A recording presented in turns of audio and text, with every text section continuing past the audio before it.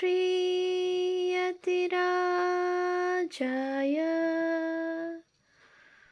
विवेकानन्दसूरये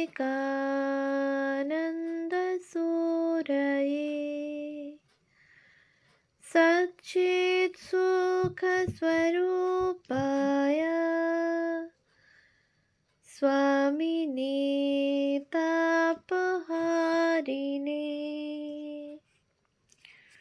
পূজনীয় স্বামী গম্ভীরানন্দজি মহারাজের রচনা যুগনায়ক বিবেকানন্দ প্রথম খণ্ড গ্রন্থ থেকে পাঠ।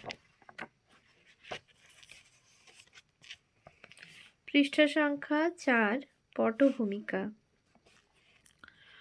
আত্মরক্ষার পথে যাহারা চলিতে চাহিয়াছিলেন তাহাদের অগ্রণী ও পথিকৃৎ ছিলেন রাজা রামমোহন রায়, 1774 থেকে 1833।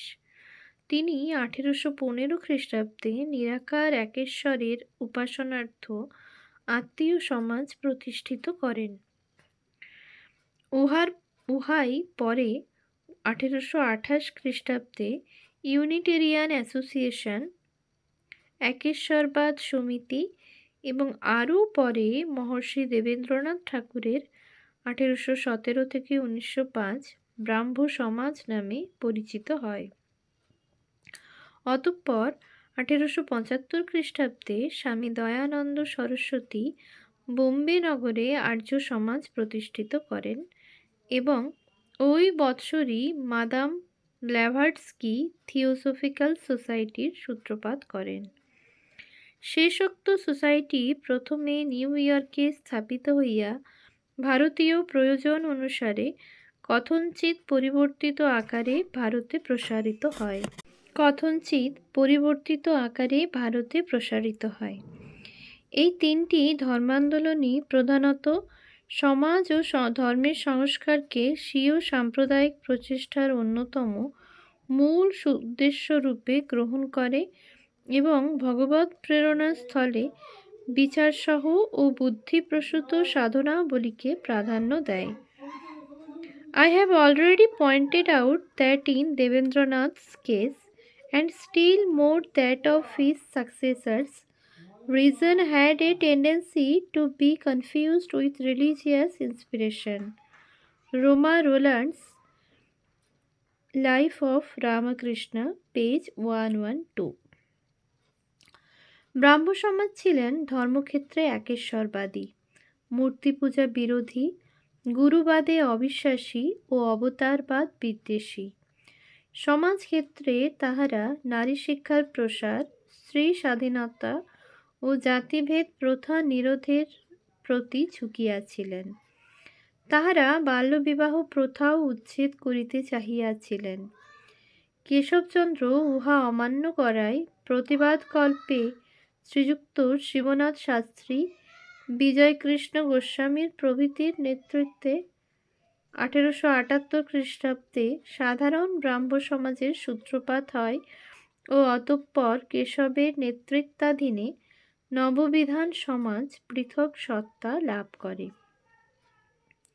রাজা রামমোহন রায় বহু বিষয়ে নবীন ভারতের পথপ্রদর্শক হইলেও আমাদের বিশ্বাস তিনি ভারতের প্রাচীন সংস্কৃতিকে সামূহিকভাবে গ্রহণ করিতে পারেন নাই। হিন্দু ধর্মকেও তিনি সামগ্রিকভাবে সম্মান প্রদান করেন নাই। শিক্ষাক্ষেত্রে তিনি সংস্কৃতকে প্রাধান্য না দিয়া ইংরেজিকেই উচ্চাসন দিয়াছিলেন।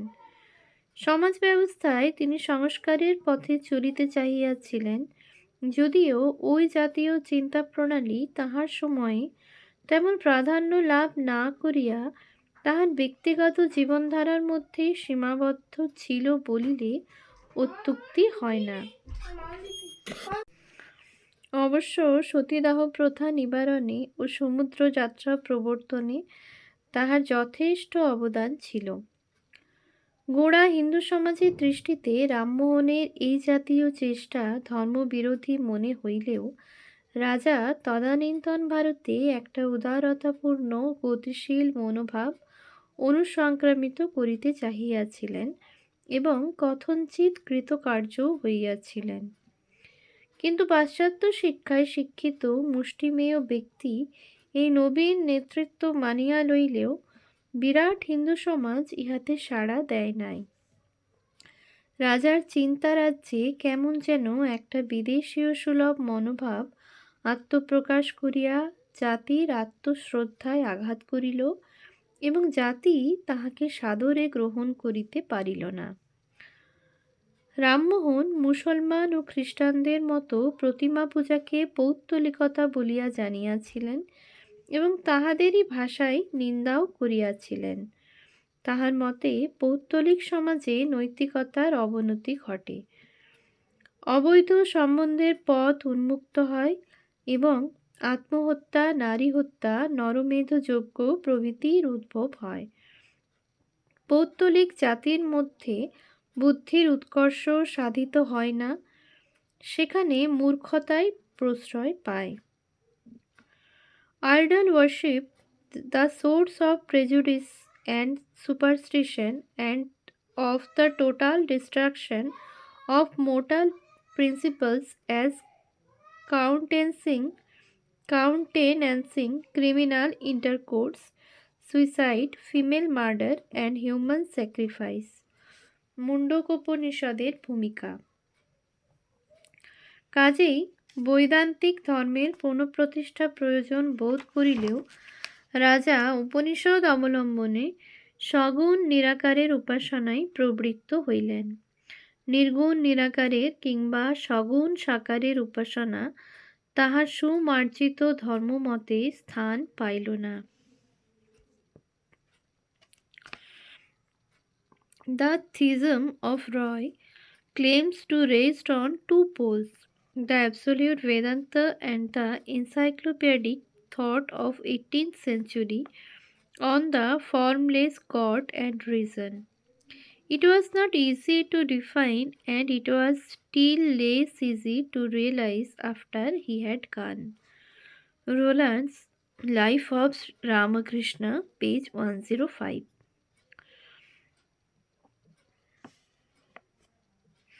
ইংরেজদেরই ন্যায় রামমোহন স্বীকার করিলেন, জাগতিক অভ্যুদয় লাভের জন্য হিন্দুদিগকে স্বীয় ধর্ম সংশোধিত করিতে হইবে।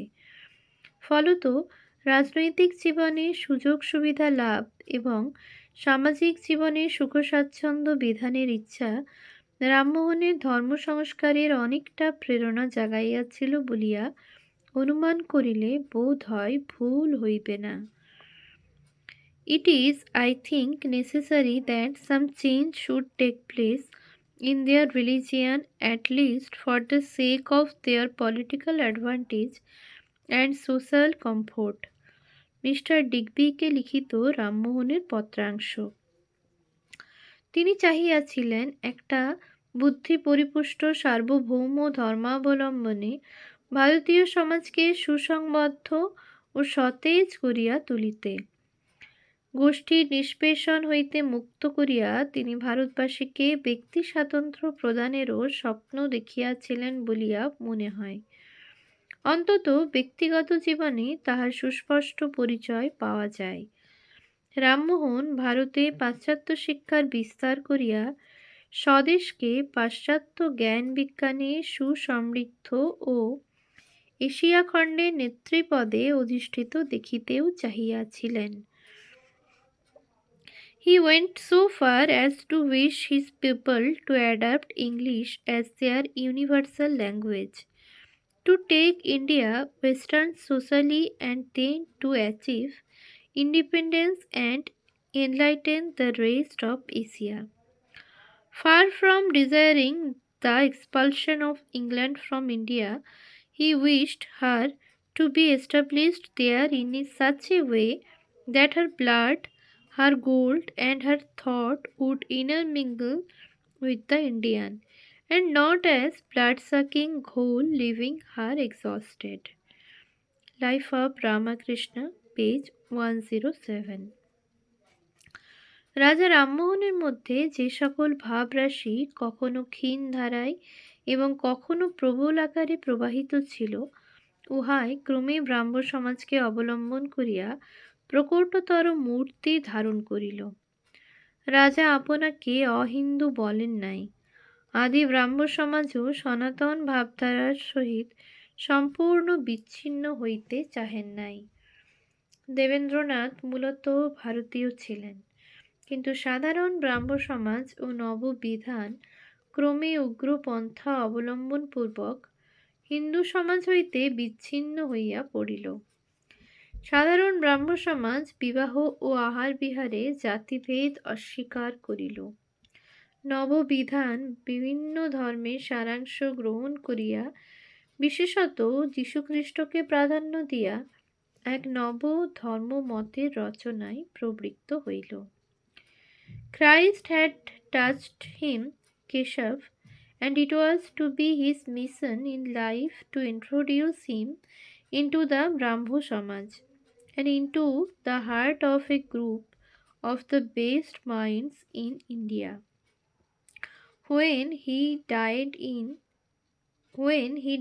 the Indian Christian Herald said of him, the Christians looked upon him as God's messenger, sent to awake India to the spirit of Christ.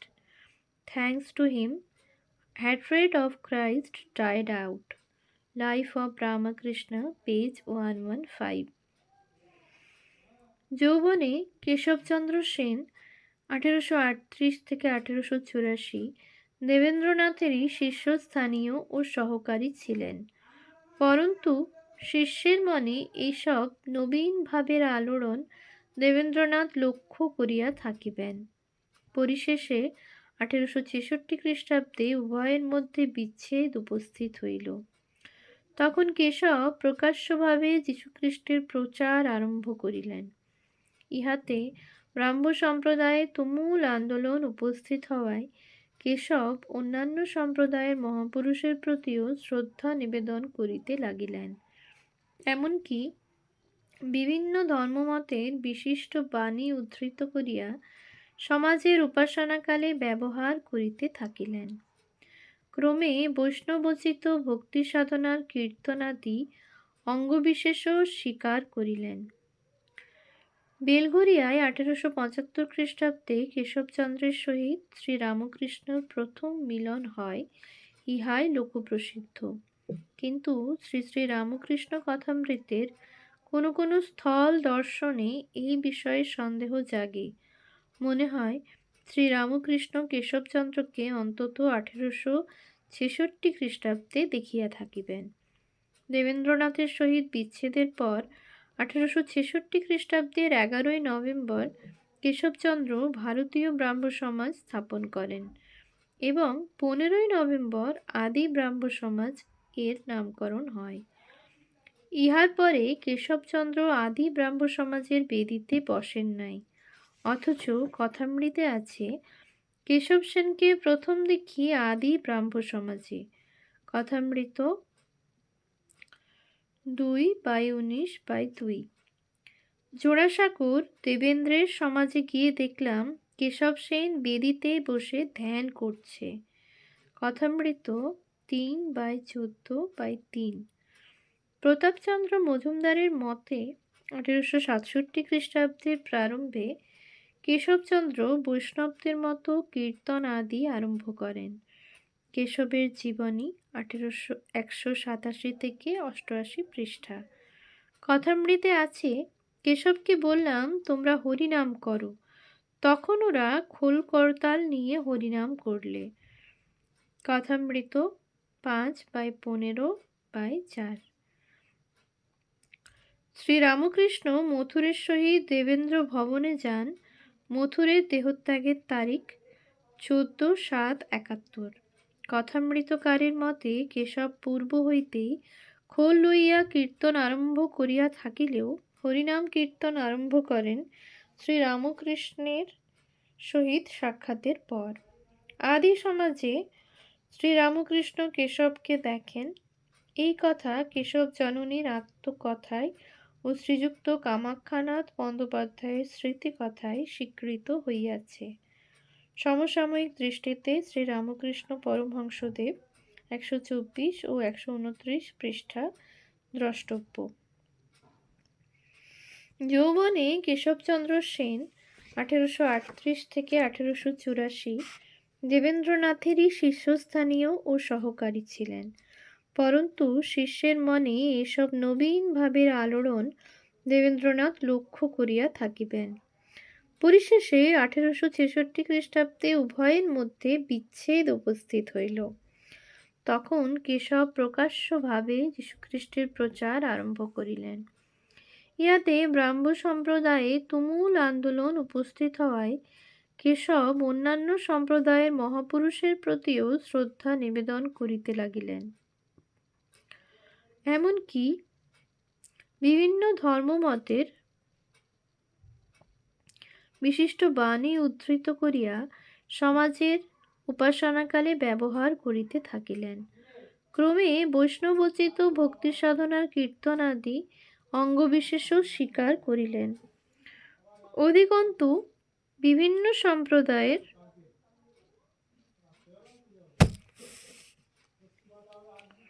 ব্যক্তিগণ ব্রাহ্ম সমাজে প্রবেশাধিকার পাইলেন।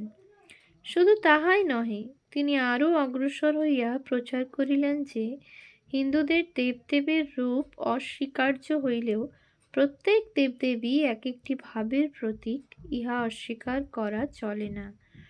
এইরূপে সকল ধর্মের সহিত একটা বৌদ্ধিক, বাচনিক ও আনুষ্ঠানিক সামঞ্জস্য অবলম্বনে তিনি এক সার্বভৌম ধর্মের প্রবর্তনে প্রয়াসী হইলেও সর্বতোভাবে কোনো ধর্মকেই গ্রহণ করিলেন না।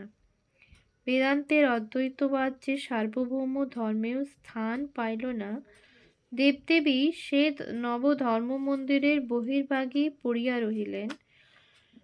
সাকারের পূজা এবং যাগযজ্ঞাদিও স্বীকৃতি লাভ করিল না। ফলে কেশব তখন মনে করিতেন যে তিনি এক নবীন ধর্মমত প্রবর্তনের প্রেরণা ও শক্তি লাভ করিয়াছেন, এবং তাই 1875 খ্রিস্টাব্দ হইতে নববিধান এর প্রচার শুরু করেন। এইসব লইয়া সমাজের মধ্যে মতবিরোধ ঘনীভূত হইতে থাকিল। সমাজ সংস্কারের ক্ষেত্রেও অপর ব্রাহ্মদের দৃষ্টিতে তিনি কথায় ও কাজে সামঞ্জস্য রক্ষা করিতে পারিলেন না। বাল্যবিবাহের বিরোধী হইয়াও তিনি অপ্রাপ্ত বয়স্কা কন্যাকে কোচবিহারের রাজপুত্রের হস্তে অর্পণ করিলেন। ওম শান্তি শান্তি শান্তি। হরি ওম তৎসৎ। শ্রীরামকৃষ্ণার্পণমস্তু।